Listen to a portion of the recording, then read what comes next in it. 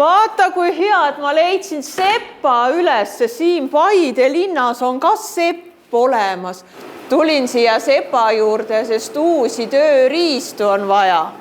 Algab ju uus põlluhooaeg. Jah, meil on vaja ju kündma hakata ja külvama hakata ja kõik tööriistad vaja uuendada ja paremaks teha.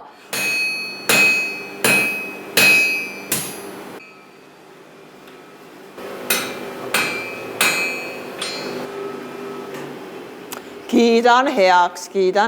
Siin kandis on ikka vägevad sepad. Õnne kah!